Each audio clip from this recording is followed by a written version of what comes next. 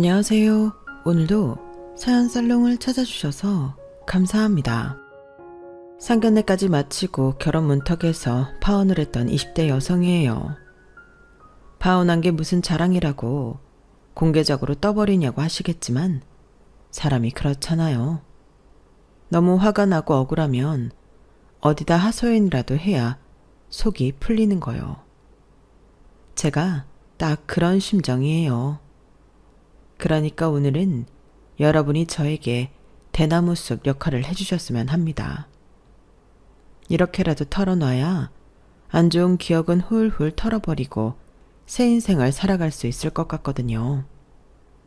그럼 지금부터 제 인생의 오점이 되어버린 파운 스토리를 전해드리겠습니다. 저는 재혼 가정에서 자랐어요. 저희 부모님이 제가 초등학교 5학년이 되던 해 재혼을 하셨거든요.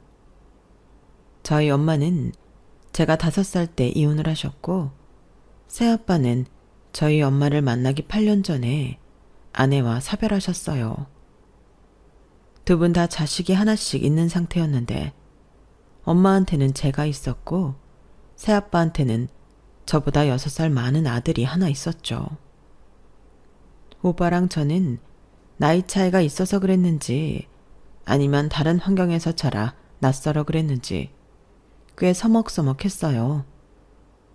초등학생인 저와 고등학생인 오빠 사이에는 이렇다 할 공통점도 없고 나이 차이만큼이나 수준 차이도 나서 대화가 안 통했으니 당연한 일인지도 모르겠네요.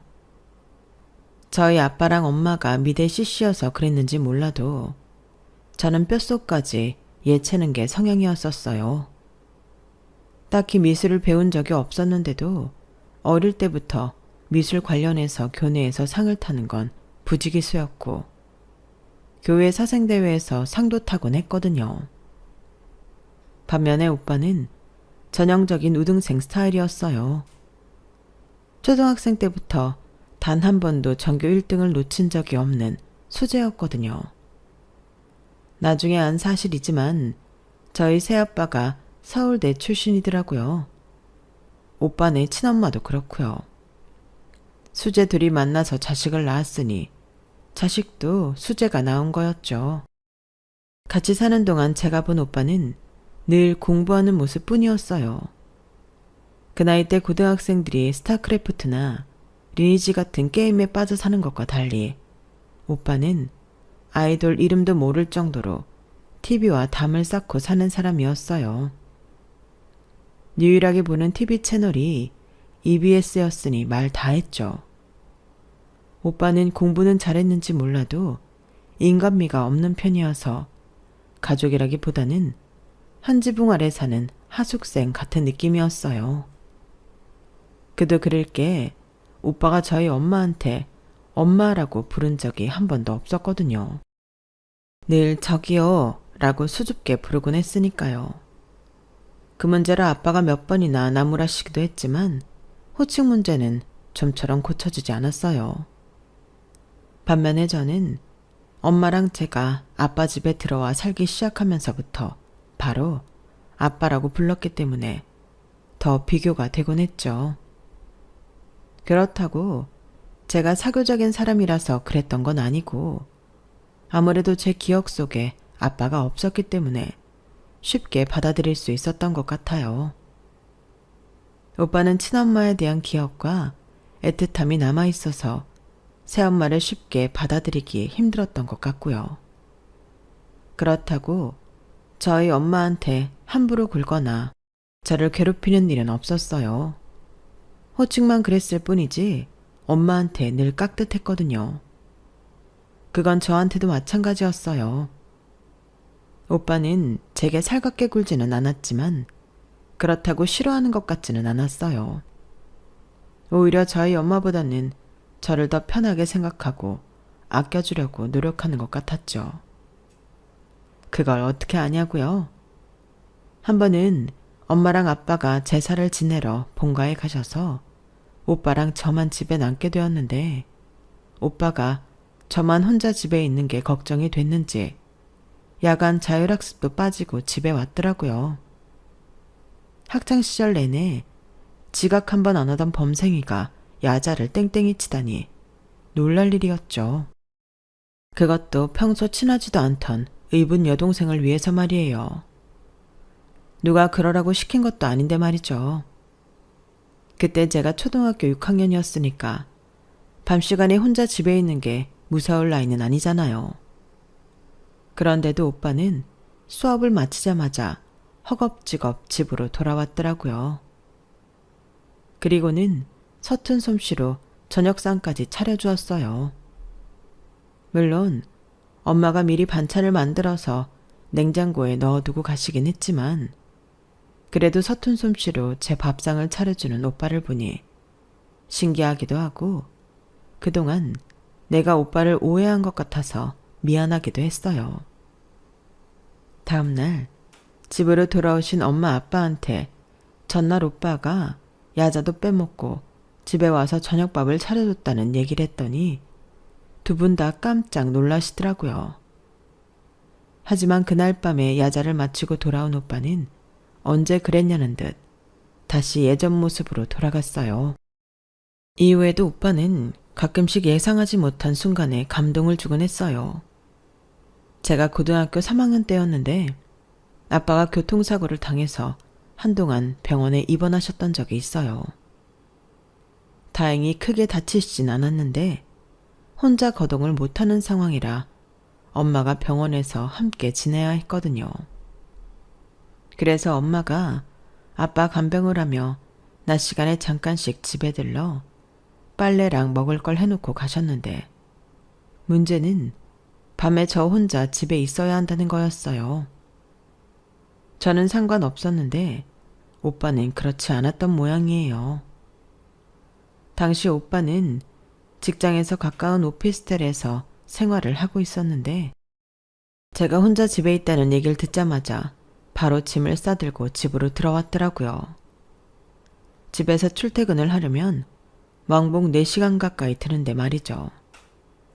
뿐만 아니라 야자를 마치고 밤늦게 돌아오는 저를 데리러 학교까지 매일 와주었어요. 엄마 아빠도 안 해주는 융숭한 대접에 꽤나 놀랄 수밖에 없었죠. 한마디로 말해서 저희 오빠는 흔히 말하는 츤데레 스타일인 거예요. 아빠가 퇴원을 하시자 오빠는 뒤도 안 돌아보고 짐을 싸서 쌩하니 자기 오피스텔로 돌아갔어요. 그리고는 평소에 문자 한 번 안 할 정도로 저와 가족들한테 무심하게 대했죠. 생각할수록 신기한 사람이죠. 그런데 이런 오빠의 진심을 알게 된 사건이 있었어요. 제 인생의 터닝 포인트가 되었던 순간이기도 한데요. 그때 그 일을 겪으면서 오빠는 나와 피만 안 섞였지 뼛속까지 가족이구나 하는 생각을 하게 되었어요. 당시 저는 대학에 갓 들어간 신입생이었는데 그래서 교양 필수 과목을 몇 개 수강해야 했어요. 교양 수업에는 예술학부 학생도 있었지만 타학부 학생들도 있었어요. 학년도 1학년뿐만 아니라 2학년 또는 재수강이 필요한 3학년도 몇몇 있었죠. 다행히 저랑 친한 친구들이 같은 강의를 듣게 돼서 3, 3, 5 몰려다닐 수 있었어요. 그때까지만 해도 교복이며 여러 가지 규제가 없는 대학생활이 낯설면서도 신기하기만 했던 저는 늘 신이 나 있었어요. 타학교 학생들과의 미팅도 설레고 제 마음대로 강의도 선별해 드릴 수 있는 시스템 자체가 마냥 좋았던 것 같아요. 그런데 1학기 중간고사를 마치고 꿈에도 생각지 못했던 일이 벌어진 거예요. 하루는 학생관이 있는 건물에 물티슈를 사려고 갔는데 제 앞에 서 있던 남학생 무리가 저를 보더니 마치 아는 얼굴을 본 것처럼 놀라더라고요. 그리곤 자꾸 힐끔대며 쳐다봤어요. 그러더니 키득거리며 지들끼리 웃는 거 있죠. 우리 과도 아니고 들고 있는 책을 봐선 경영학과 학생인 것 같은데 날 어떻게 알고 저러나 싶었어요. 그런데 며칠 뒤 저희 과 3학년 남자 선배가 저를 따로 부르더라고요. 은비야, 내가 지금부터 하는 말 이상하게 받아들이지 않았으면 좋겠다. 먼저 말해두지만 난 정말 그 일에 아무 상관없는 사람이야.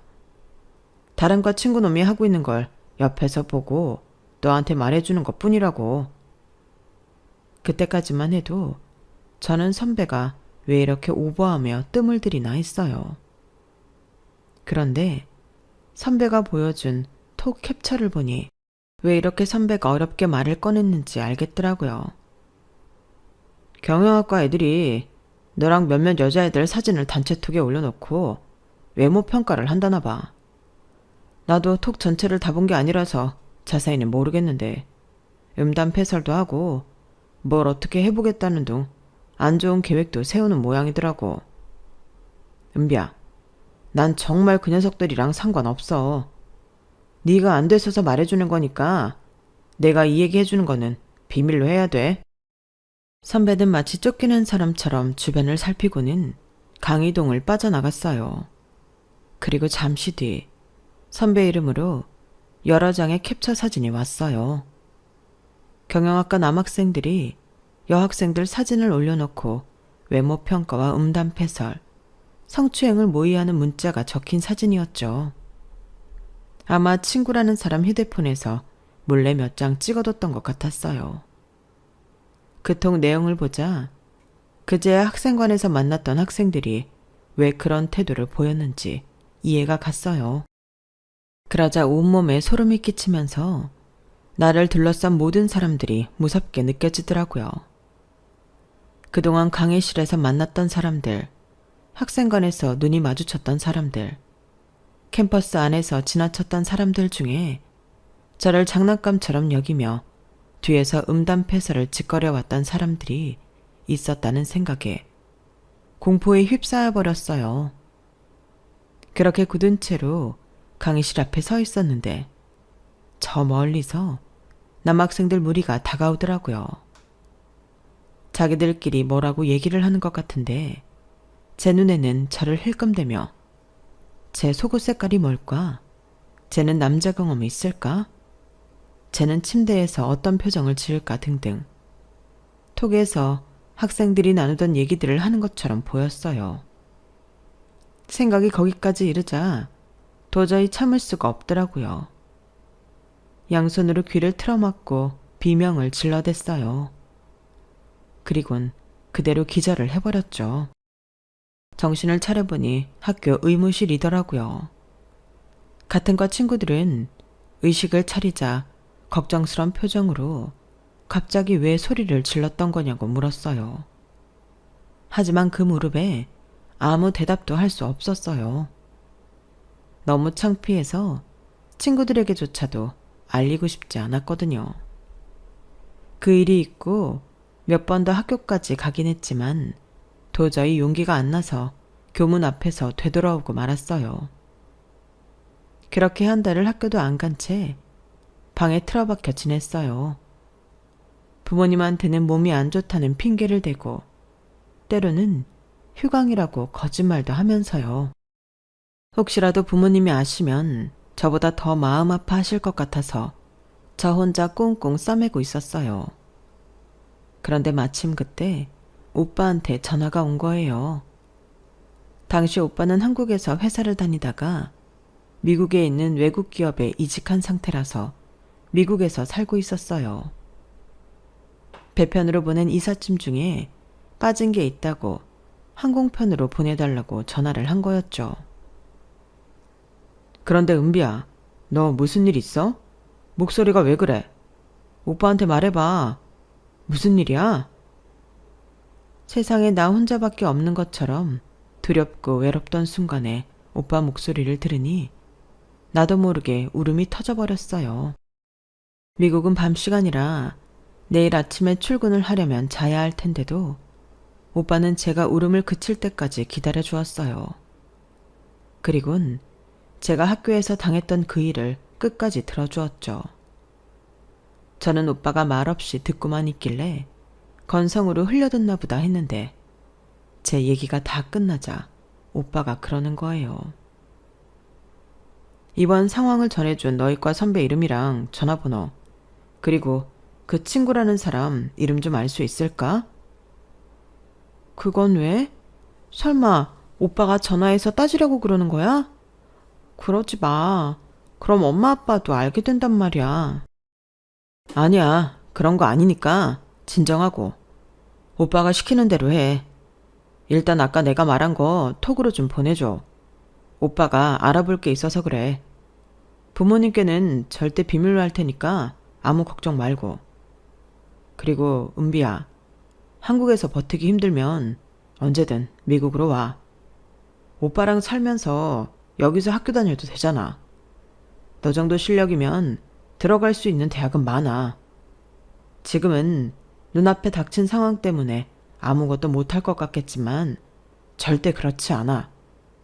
지금 이 순간은 네 인생 전체를 두고 봤을 때 그리 큰 부분이 아니란 얘기야. 너는 아직 젊고 선택할 수 있는 선택지도 많거든. 그러니까 나쁜 생각하지 말고 오빠만 믿고 조금만 기다려. 너도 알지? 오빠가 꽤 능력 있는 사람이란 거. 차분하게 말을 이어가는 오빠 덕분에 저는 마음을 진정시킬 수 있었어요. 그래서 같은 과 선배한테 연락해 경영학과 친구 이름과 전화번호를 알아냈어요. 그리고는 오빠한테 톡으로 전해주었죠. 그리고 일주일쯤 지났을까요? 여전히 방에 처박혀 지내고 있는데 같은 과 친구한테 전화가 온 거예요. 몇 번을 안 받고 버텼는데도 끊임없이 전화를 하더라고요. 그래서 받았는데, 은비야, 지금 우리 학교 난리 났어.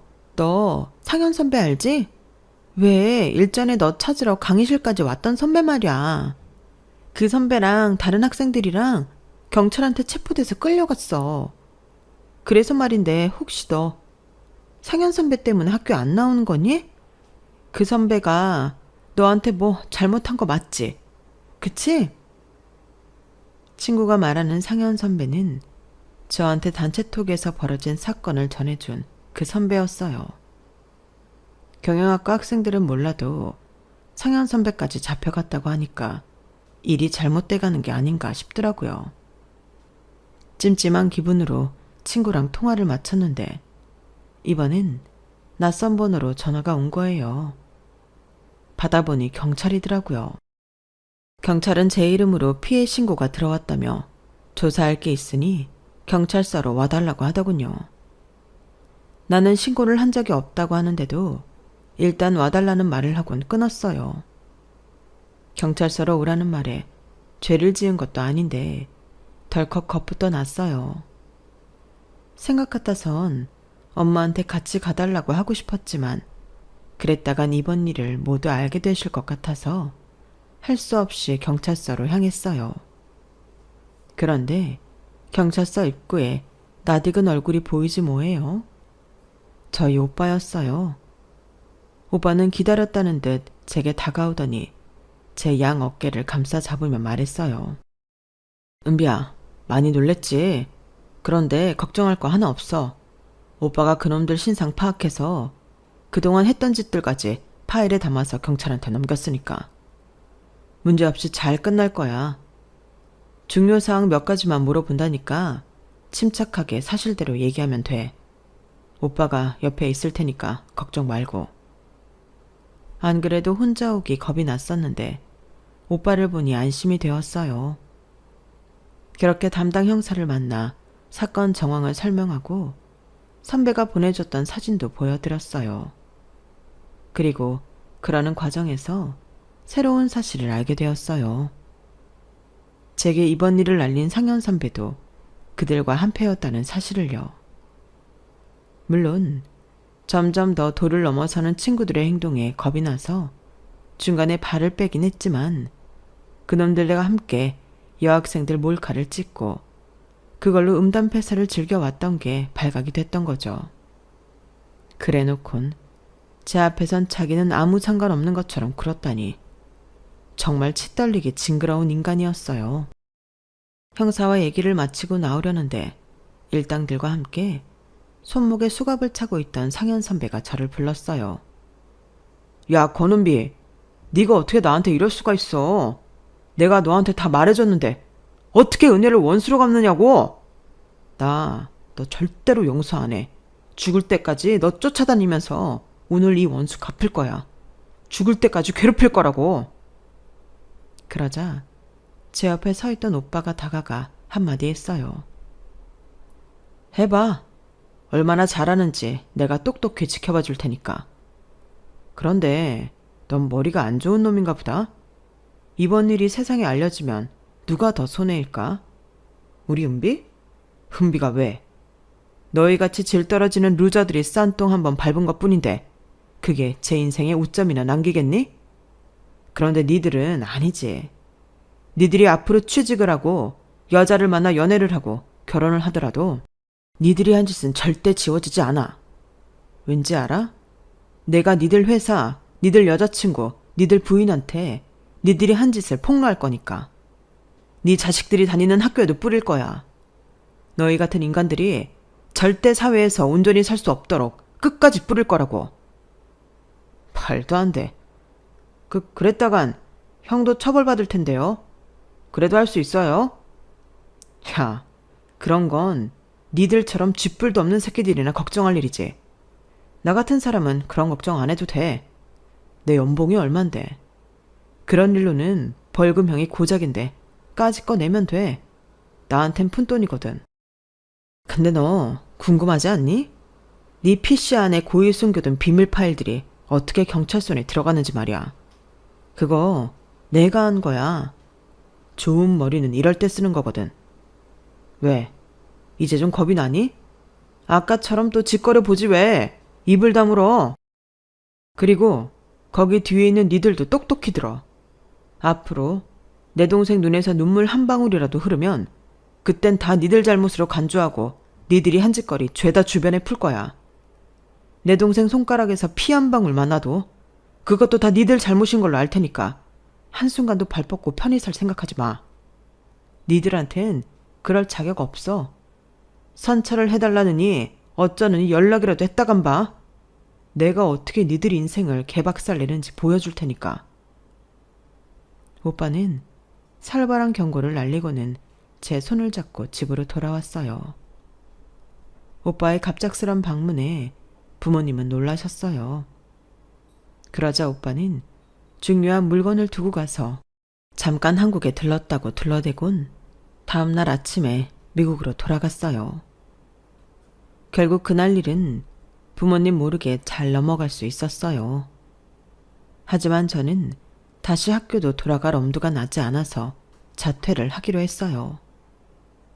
멀쩡히 다니던 대학을 그만두자 부모님은 차라리 오빠가 있는 미국에서 대학 생활을 하길 바라셨죠. 오빠도 그랬고요.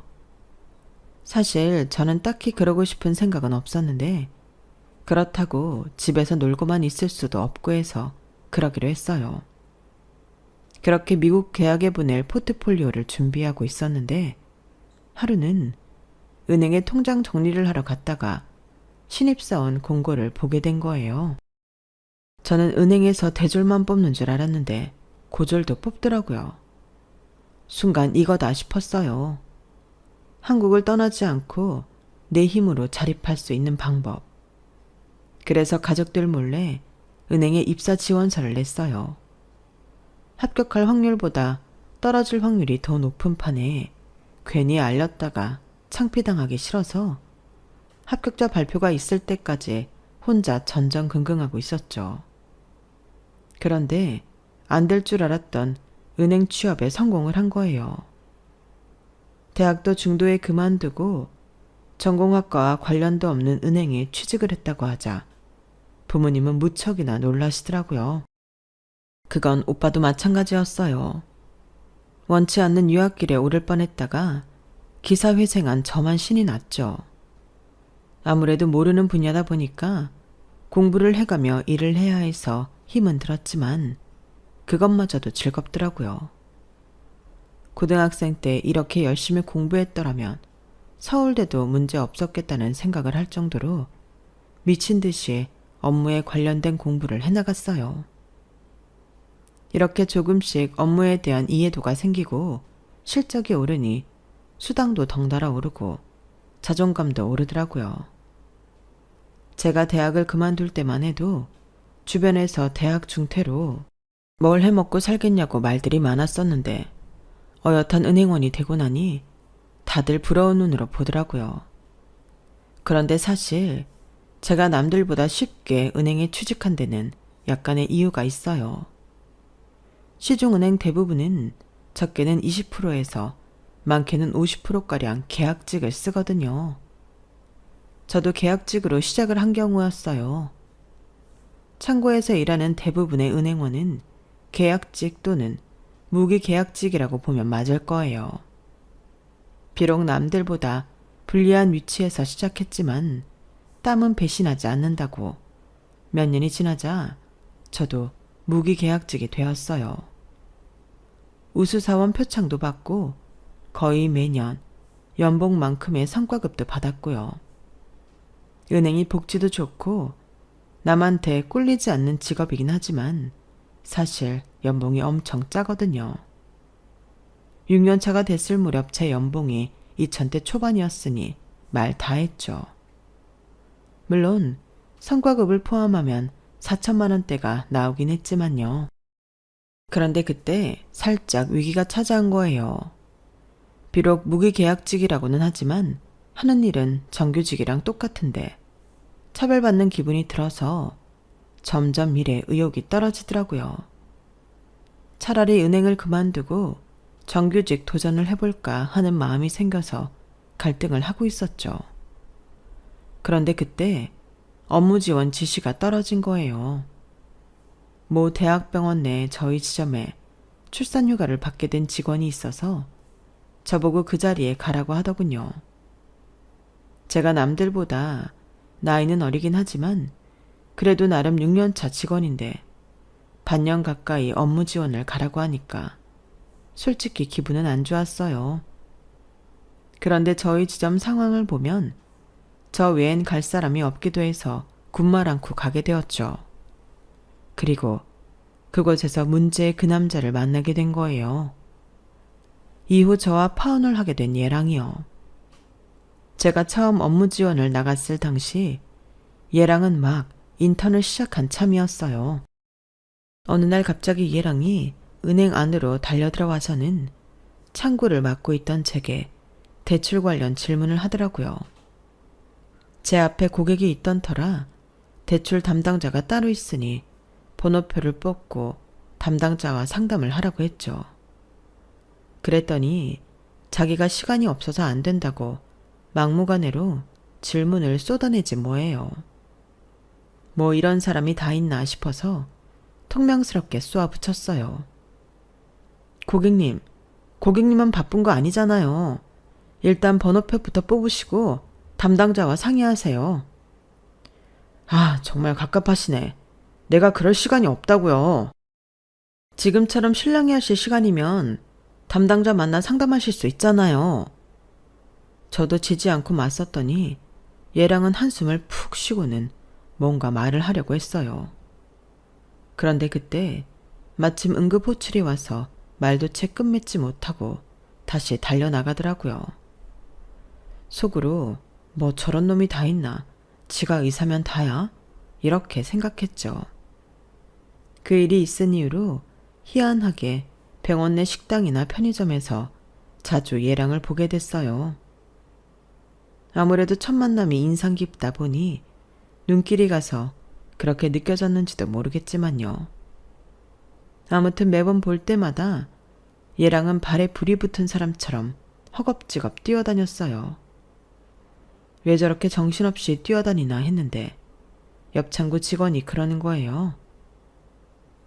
대학병원 인턴들은 다 저러고 살아. 나는 수억을 줘도 저러고는 못 살겠더라.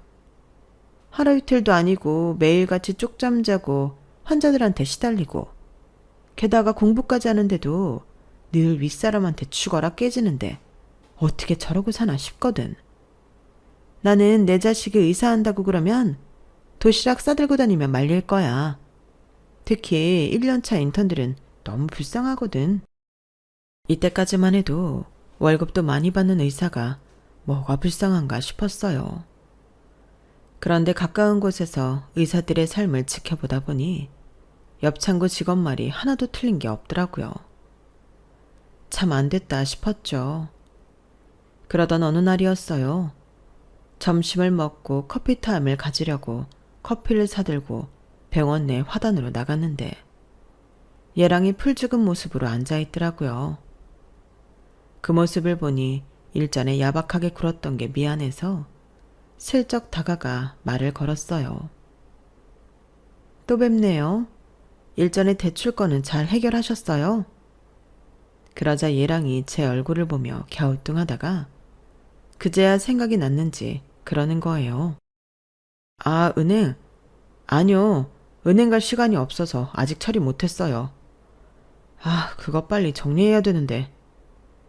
그럼 간략하게나마 방법을 좀 알려드릴까요? 저는 제가 아는 선에서 최대한 쉽고 간결하게 설명을 했어요. 그리 어려운 일이 아니라서 길게 걸릴 일이 아니었거든요. 그리곤 손에 들고 있던 커피를 건넸죠. 입 안 된 거니까 드세요. 많이 피곤해 보이시는데. 그걸로 일전의 무례함은 가름한 것 같아서 가벼운 마음으로 업무에 복귀할 수 있었어요. 그리고 일주일쯤 지났을까요? 시제를 맞추고 퇴근을 하려는데 은행 앞에서 누가 기웃거리고 있더라고요. 다가가서 보니 얘랑이었어요. 얘랑은 마침 잘 만났다며 자기랑 어디 좀 가자고 제 팔을 잡고 끌었어요. 그렇게 끌려간 곳은 다름 아닌 닭갈비집이었어요. 모처럼 시간이 나서 닭갈비를 먹으려고 했는데 같이 갈 사람이 없지 뭐예요. 그럼 혼자 와서 먹으면 되죠. 예? 혹시 닭갈비 안 먹어봤어요? 2인분 이상만 파는데 어떻게 혼자 먹어요? 은행 업무는 빠릿빠릿하신 분이 세상 물정은 잘 모르는구나. 암튼 오늘은 내가 쏠 테니까 많이 드세요. 아, 밥도 볶을 거니까 볶음밥 먹을 빼는 남겨두시고요. 얼떨결에 따라오긴 했지만 퇴근길이라 마침 배가 고파서 그릇에 코를 박다시피 하고 먹었어요. 둘 다 먹느라 바빠서 대화도 없이 후다닥 먹고 났더니 웃음이 나더라고요. 지금 이 상황이 너무 황당하고 웃겨서 말이에요. 데이트도 아니고 그렇다고 친구끼리 밥을 먹는 것도 아니고 얼굴 몇 번 마주친 사이에 이렇게 개걸스럽게 이마를 맞대고 밥을 먹다니 참 어이가 없었어요. 그런데 더 어이가 없는 건 그 다음이었어요. 우리 사귈래요? 여자 만나러 소개팅 나갈 시간은 없고 연애는 하고 싶고 제가 딱 그런 상황이거든요. 아, 그렇다고 그쪽이 마음에 안 드는데 사귀자는 건 아니에요. 첫눈에 반했으니까. 어때요? 사귈래요? 아니, 이게 무슨 근거 없는 자신감이래? 그쪽만 마음에 들면 뭐해요? 엄연히 내 의견도 있는 건데. 뭐야, 나 마음에 안 들어요? 아닌데? 난 여자들이 확실히 좋아할 타입인데? 우리과 간호사들이 다 그랬거든요. 여자한테 인기 많을 타입이라고. 그럼 일단 한번 사귀어보고 아니다 싶으면 차세요. 그럼 되죠? 직장도 같으니까 따로 데이트 시간 잡을 것도 없고 얼마나 좋아요. 이런 걸 보고 천생연분이라고 그러나? 자기 멋대로 의미 부여까지 해가며 사귀는 걸 기정사실처럼 받아들이는 모습을 보니 어이가 없으면서도 이상하게 싫지는 않더라고요. 저도 은행에 취직하고 쉼없이 달려오느라 연애 한번 못하고 살아서 얘랑의 심정이 이해가 가기도 했거든요. 일하느라 몸도 마음도 지쳐있는데 남자 만나려고 에너지를 쏟아가며 소개팅에 나서기도 싫고 일반 회사원과 달리 퇴근 시간이 불규칙해서 딱히 약속을 잡기 힘든 처지를 이해시키는 것도 귀찮았거든요. 그런데 같은 공간에서 일도 하고 나만큼이나 바쁘고 퇴근이 불규칙한 사람이니 따로 이해시킬 것도 없고 따지고 보면 이보다 좋은 만남도 없겠다 싶더라고요. 그래서 선승낙 후 알아가기를 시작하기로 했죠. 그렇게 시작된 만남은 제가 본래 지점으로 돌아가고 얘랑은 레지던트가 될 때까지도 이어졌어요. 그러다 자연스럽게 결혼 얘기가 나오게 되었죠. 미국에 있는 오빠는 사귀는 사람도 없고 아직 결혼 생각도 없는 상황이라서 제가 먼저 결혼을 해도 뭐라 할 사람은 없었어요. 오히려 부모님께선 반기는 분위기였죠. 인사를 드리러 저희 집에 찾아온 예량한테 어찌나 극진히 대접을 하시던지. 이렇게 좋아하실 줄 알았으면 진작 소개를 할 걸 그랬다 생각했어요. 부모님과 함께 저녁을 먹고 제 방에 올라가 예랑한테 앨범을 보여주면서 제 변천사와 우리 가족이 어떤 사람들인지 소개했는데 기분이 묘하더라고요. 오래전 엄마가 재혼을 하면서 새아빠와 오빠를 처음 만나던 그날처럼 약간의 두려움과 설렘으로 들떠 있었거든요. 이렇게 가족이 되는구나 생각하니 나도 모르게 입가에 미소가 올랐어요. 그런데 그 순간 예랑이 사진첩을 보며 그러는 거예요. 근데 대학 입학식 사진은 있는데 졸업사진은 왜 없어? 생각지도 못했던 질문에 저는 말문이 막혀버렸어요. 이제 다 잊었다 생각했던 악몽을 다시 들추는 것 같았거든요. 굳이 감출 일은 아니지만 그렇다고 대놓고 자랑할 일도 아니잖아요. 그래서 진땀을 흘리며 거짓말을 했어요. 나 미대 동양학과 다니다가 중퇴했어. 다니다 보니까 적성에 안 맞더라고. 그림이야 취미로도 할 수 있으니까. 하긴 미대 나와도 취업도 안 되는데 차라리 중퇴하고 은행원 하는 게 훨씬 낫지. 잘 선택했네. 자기 동양화 전공한 건 처음 알았네. 우리 엄마랑 얘기 잘 통하겠다. 우리 엄마도 동양화에 취미가 있으시거든. 예비 시어머니와 저 사이에 동양화라는 공통분모가 있다는 거에 다행이다 싶었어요. 예랑이 말한 동양화와 제가 생각한 동양화가 달랐다는 게 문제였지만요. 저희 집에 인사를 드리고 한 주 뒤 예비 시댁에 찾아갔어요. 마포에 있는 아파트였는데 겉으로 보기엔 평범했던 집이 안에 들어가 보니 입이 떡 벌어질 정도라고요. 집안 인테리어가 휘황찬란했거든요. 그런데 그게 고급스럽다는 느낌보다는 졸부가 돈 자랑하는 느낌으로 다가왔어요. 우리 주원이한테 얘기 많이 들었어요? 은행 다닌다고요? 세상에, 요즘 같은 시대에 은행 들어가기 쉬운 게 아닌데? 대단하네. 꼭 그렇지만도 않아요. 그리고 저보다는 주원 씨가 대단하죠. 의사야말로 아무나 되는 건 아니잖아요. 뭐 그렇긴 하죠. 내 아들이지만 어릴 때부터 부모 속썩인 적 한 번 없이 지 공부 지가 하며 자랐어요. 얼마나 기특한지 몰라요. 그렇다고 내 아들만 잘났다는 건 아니고. 근데 미술했었다면서요. 동양화. 나도 동양화 엄청 좋아하거든. 왠지 우리 잘 통할 것 같네. 예비 시어머니는 성격도 화통하고 시원시원한 분이었어요. 그런 성격은 상견례에서도 여실히 드러나더라고요. 요즘 세상에 촌스럽게 무슨 혼수를 해요? 우린 그런 거 없이 하자고요. 어차피 지금 당장은 병원 일 때문에 바빠서 먼 데로 이사할 수가 없잖아요. 지금 살고 있는 오피스텔에서 신혼을 시작해야 할 텐데 새 살림 들을 일이 있나요? 있는 거 쓰다가 나중에 집착만 해서 이사 가면 그때 살림 채우면 되죠.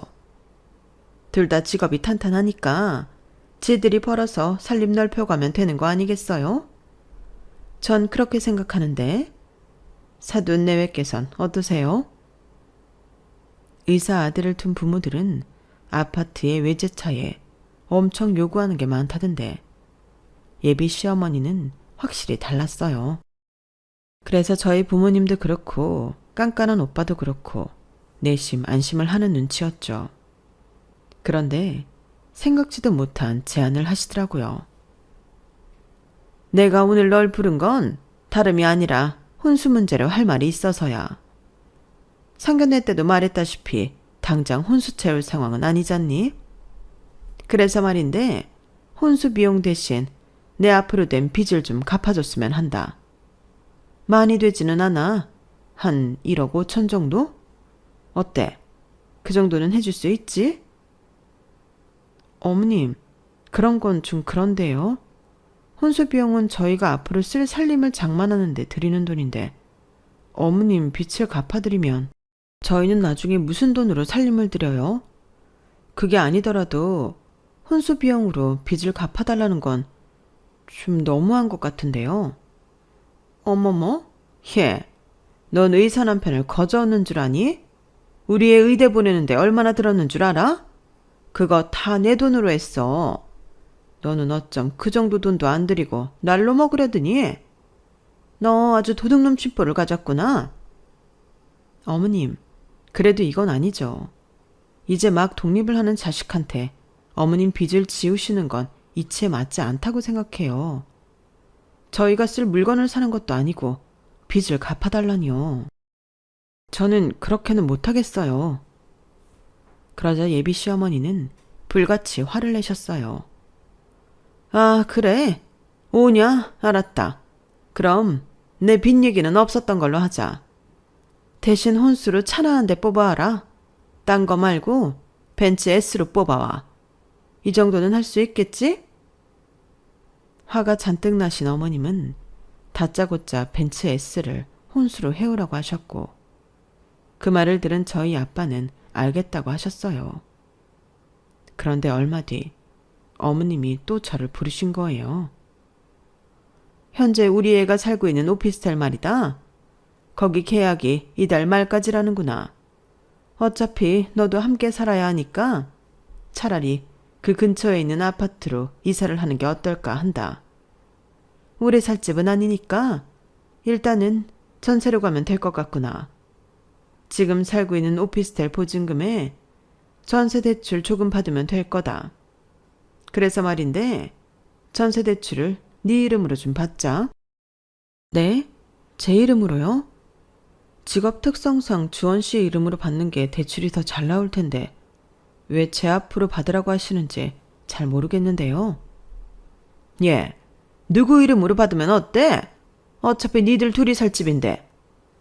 넌 어떻게 돼 내가 말끝마다 토를 다니? 너 내가 그렇게 우습게 보이니? 죄송합니다. 하지만 대출권은 아무래도. 그러자 어머님은 제 말을 딱 자르곤 말을 이어가셨어요. 그건 그렇고 집은 우리 쪽에서 해주는 거나 마찬가지니까 너도 네 할 도리는 해야겠지? 거창하게 혼수라고 할 건 없고 집안에 필요한 살림이나 좀 채워라. 설마 이것도 못하겠다고 하는 건 아니지? 내가 이런 말까지 하고 싶지는 않았다만 너 대학 중퇴한 거 말이다. 그때 학교가 꽤나 시끄러웠다고 하던데 우리 주원이도 그 일 알고 있는 거니? 네 표정을 보니 모르는구나. 평생을 같이 살 사람한테도 말 못할 일이라면 거기에 네 잘못도 있다는 거 아닌가 싶은데. 아니 뭐 굳이 지난 일을 들쑤시겠다는 건 아니고. 암튼 내 할 말 다 끝났으니까 가보렴. 시댁을 나서는데 다리가 후들후들거리고 금방이라도 숨이 넘어갈 것 같았어요. 무슨 정신으로 집까지 왔는지 모르겠지만 현관에 들어서서 엄마를 본 순간 지금까지 꾹 참았던 서름과 울분이 터져나왔어요.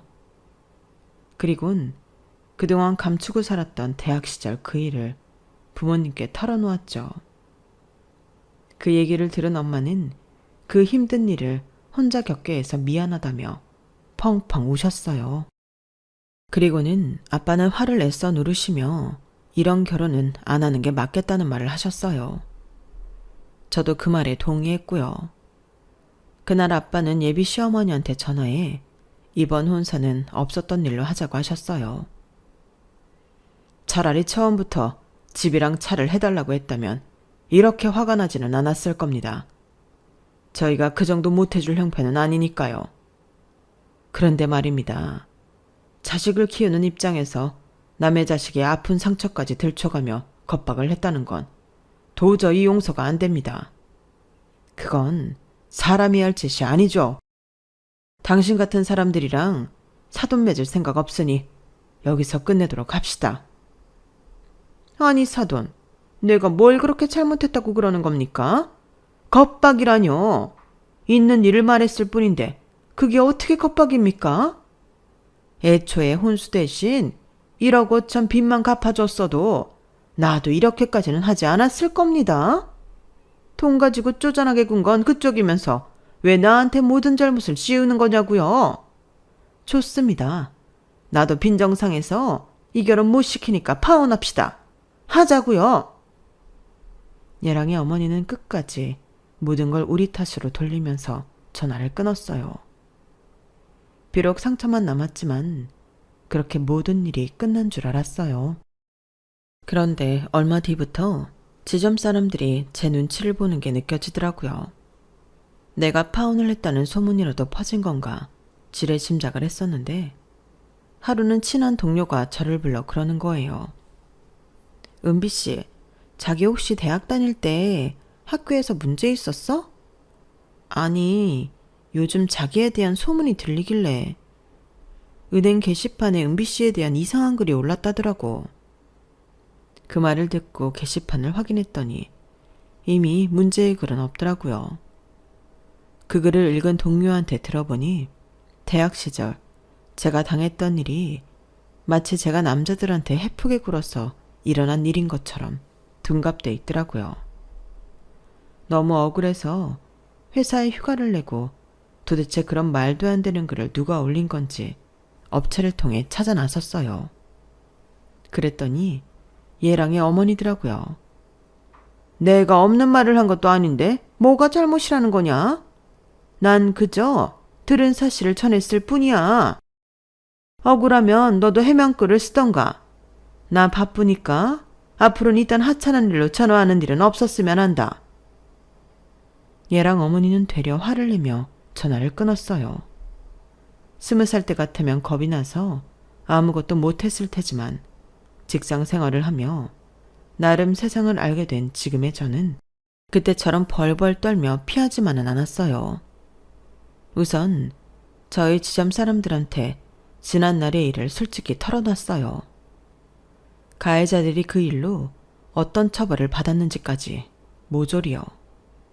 몇몇 동료들은 제가 그렇게까지 다 털어놓았음에도 의심의 눈초리를 거두지 않았지만 대부분의 동료들은 저를 위로해주고 응원해 주었어요. 그리고 예랑이 다니는 병원 게시판에 지금까지 예랑의 어머니가 제기했던 모든 만행을 세세하게 적어 올렸어요. 그러자 며칠 뒤 예랑과 예랑 어머니가 집으로 달려왔더라고요. 저 때문에 자기 아들이 병원에서 쫓겨나게 생겼다나요?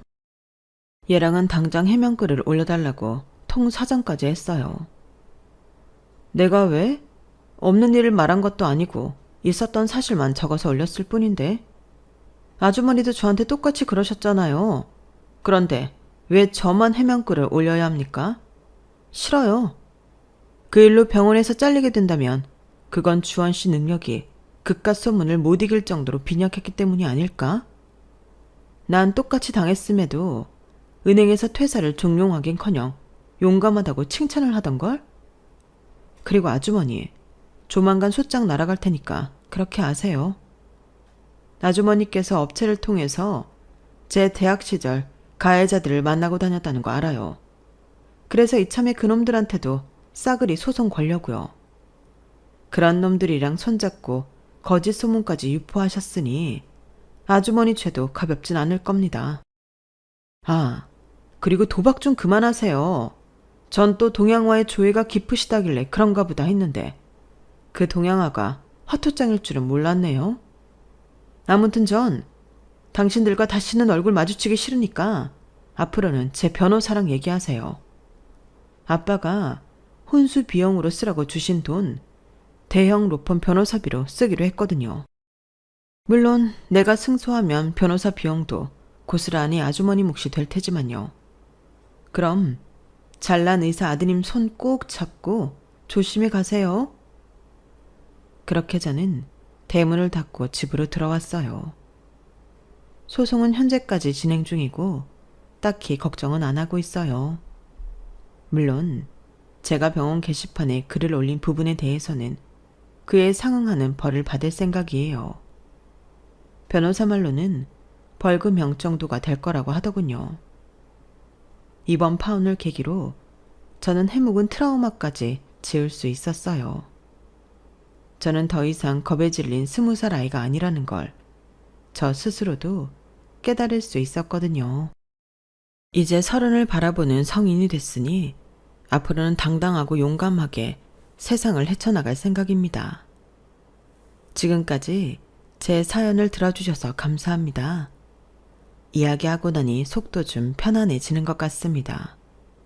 여러분도 항상 건강하시고 좋은 인연과 좋은 길을 걸어가시길 진심으로 바랍니다.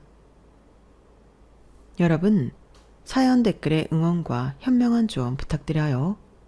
좋아요와 구독은 저에게 큰 힘이 됩니다. 오늘도 좋은 일 가득하세요.